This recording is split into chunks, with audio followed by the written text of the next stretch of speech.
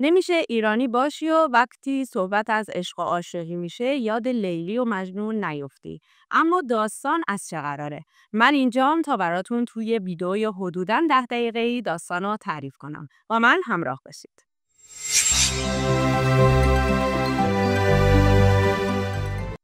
سلام دوستان. من آذرم. اینجام تا براتون داستان‌های قدیمی و معروف و خیلی محاوره‌ای و ساده تعریف کنم. و اما عاشقانه لیلی و مجنون. داستان از چه قراره؟ داستان اینجوری شروع میشه که توی یک قبیله عربی پسری به نام قیس به دنیا میاد. بعد از مدتی که قیس بزرگتر میشه، والدینش اونو به مکتب خونه میفرستن تا باسواد بشه. توی مکتبخونه که قیس درس میخونده خیلی از بچه‌ها از قبایل مختلف میومدن و میرفتن و یک روز دختری زیبا به نام لیلی از قبیله همسایه وارد مکتبخونه میشه. قیس با همون نگاه اول یک دل نه 100 دل عاشق لیلی میشه و این عشق کم کم تبدیل به یک عشق دو طرفه میشه. طوری که هر نگاهی که به هم میکردن کلی حرف ناگفته توش داشته. البته عشق و عاشقی اونم این سالها پیش اونم توی قبایل عرب خیلی وجه جالبی نداشته و مطمئناً توی مدت کوتاه دهن به دهن میچرخه و همه جا آوازه عشق قیس و لیلی میپیچه. بعد از مدتی پدر لیلی حرف و حدیث‌های مردم به گوشش میرسه. خیلی بهش بر میخوره و فکر میکنه که چجوری میتونه جلوی دهن مردم رو بگیره. روی این حساب تصمیم میگیره که لیلی رو کلاً از رفتن به مکتب خونه منع کنه. لیلی رو از مکتب خونه بر میداره و یک جورایی توی خونه حبسش میکنه و زیاد اجازه خروج از خونه رو بهش نمیده. قیس بعد از مدتی که میاد و میره و خبری از لیلی نیست پیگیر میشه که ببینه لیلی کجاست و متوجه میشه که پدر لیلی مانع تحصیلش شده و دیگه قرار نیست لیلی رو توی مکتب خونه ببینه. قیس که بسیار روحیه لطیف و شاعرانه‌ای داشته و به شعر و شاعری و عشق و عاشقی معروف بوده پریشون میشه و از خود بی خود میشه. اول از غذا میفته و بعد به دشت و بیابون پناه میبره.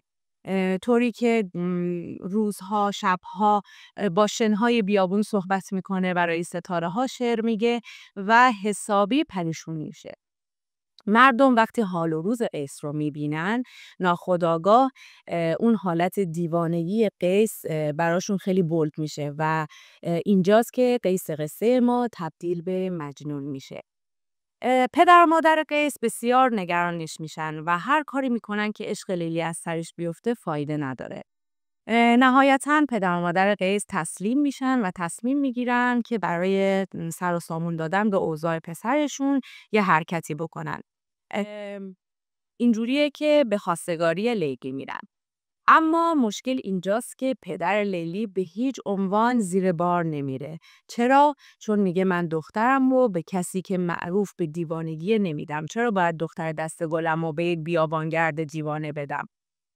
و مخالفت میکنه و پدر آب پاکی رو روی دست پدر مادر قیس میریزه و حال و روز قیس بدتر از قبل میشه. دیگه قیس کلاً به خونه نمیاد و صحراگرد و بیابان نشین میشه و کلاً دیگه آوازه دیوانگی و مجنون بودنش طوری میپیچه که اسم اصلی خودش رو فراموش میکنن و همه با نام مجنون میشناسنش.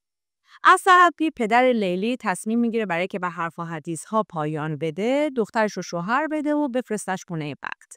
اینجاست که یه خواستگار نسبتاً ثروتمند از قبیله دیگه برای لیلی میاد و پدر لیلی موافقت میکنه و لیلی رو شوهر میده و به خونه بخت میفرسته. اما لیلی بیچاره که توان مخالفت کردن و مقابله کردن با پدرش و فرهنگ و سنت خودش رو نداشته قربانی یک ازدواج اجباری میشه و به خونه شوهرش میره. اونجا اینجور که توی داستان روایت شده خوشبختانه شوهرش آدم بدی نبوده و درک میکنه. خب اون زمان همه میدونستن که قیس و لیلی عاشق مجنونن، مطمئنن به گوشه اون آقا هم رسیده بوده. لیلی رو آزار نمیده و به زور به لیلی نزدیک نمیشه. یک جورایی یک زندگی همزیستی مسالمت آمیزی سالها با هم دارن. لیلی به افسردگی خودش رو رفته بوده و زندگی خودش رو داشته، سرش تو لاک خودش بوده و شوهرش هم زندگی خودش رو میکرده. سالها میگذره و اطرافیان قیس خیلی دلشون به حالش میسوزه. دوستان و اطرافیانش تصمیم میگیرن که یک ملاقات مختصری رو برای قیس و لیلی فراهم بکنن تا شاید حال قیس بهتر بشه و از این جنون خلاص بشه.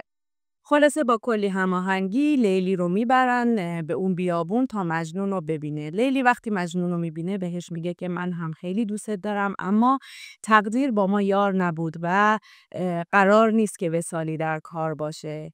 مجنون با شنیدن این حرف، اولا که با دیدن لیلی داغ دلش تازه میشه و عشقش گرمتر از قبل میشه، یعنی به جای اینکه سرد بشه و خلاص بشه از دامنش، بیشتر گرمتر و داغتر از قبل دوباره سودای لیلی به سرش میاد.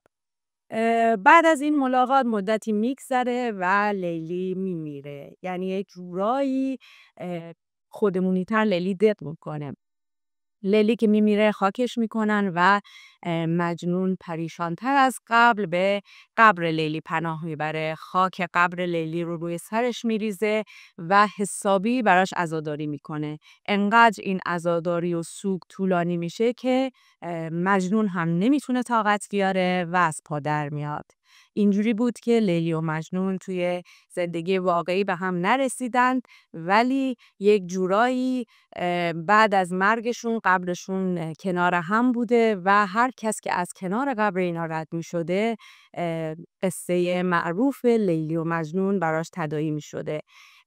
عشقی که به وصال نرسید و با مرگ ختم شد.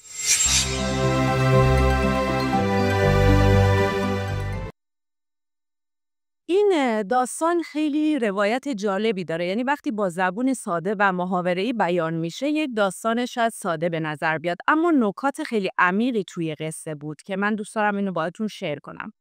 اولین نکته‌ای که راجع به این قصه هست، این یه قصه فارسی نبوده. یعنی در واقع این اتفاق توی قبایل عرب افتاده و این یک داستان عربی بوده. اما نظامی میاد چه کار میکنه؟ نظامی میاد این رو با تصویرسازی‌های خیلی زیبا مینویسه و تبدیلش میکنه به یک داستان عاشقانه و خیلی مهم در ادبیات ایران. نکته بعدی که خیلی جلب توجه میکنه نوع عشق مجنون به لیلی هست. یعنی قیس طوری در این عشق فرو میره که اینو تبدیل میکنه به یک عشق عرفانی. یعنی غرق میشه در این عشق، خودش نابود میشه، خودش رو کلاً زیر پا میذاره و فقط این عشق رو زندگی میکنه. نکته بعدی اینه که نظامی میاد با گفتن این داستان و روایت کردن این داستان یک سری نقد فرهنگی به جامعه خودش میکنه. مثلا خیلی واضح داره میگه که ازدواج اجباری خیلی چیز بدیه و این ازدواج اجباری باعث مرگ لیلی میشه. یا میاد میگه که تعصبات قبیله‌ای و فرهنگی که اون زمان وجود داشته باعث میشده که احساسات ابراز نشن، به خصوص احساسات زنان بسیار سرکوب میشده و خیلی از عشقها قربانی سنت و آبرو و این داستانها میشده. و البته خب این داستان رو نظامی 800 سال پیش داره روایت میکنه و گفتن این نکته ها اونم 800 سال پیش از زبان نظامی به نظرم روشنفکرانه، جسورانه و شجاعانه میاد. نکته بعدی این که لیلی و مجنون رو تبدیل میکنه به نمادی از عشق بدون وصال. یعنی الان که الانه ما هممون وقتی که یک عشق خیلی بزرگی رو میبینیم ناخودآگاه یاد لیلی مجنون میفتیم و اولین نکته اینه که عشقهای بزرگ شاید قرار نیست که به وصال برسن و این یک جورایی توی ادبیات بعد از اون تکرار میشه، ولی پرچمدار این موضوع فکر میکنم که نظامی باشه. خلاصه این که نظامی عشقی رو به ما نشون میده که قربانی فرهنگ و سنت شده، ولی من به شخصه فکر میکنم اگر قیس و لیلی تو زمانه امروز زندگی میکردن شاید داستان اصلا طور دیگه پیش میرفت. یعنی مطمئنا نگاهشون به عشقشون طور دیگه بود و مبارزهشون برای رسیدن به عشقشون طور دیگه بود. خب البته هر جامعه‌ای در زمان خودش اقتضای فرهنگی خودش رو داره، اما من یک لایک به نظامی میدم که خیلی جسورانه فرهنگ اشتباه و سنت‌های اشتباه زمان خودش رو یک جورایی به نقد کشیده. اگه از این داستان خوشتون اومد و دوست دارید داستان‌های حماسی و عاشقانه بیشتری رو بشنوید، لطفاً کانال منو ساب کنید، زنگوله رو بزنید تا قصه‌های بعدی رو از دست ندید. مرسی از همراهیتون.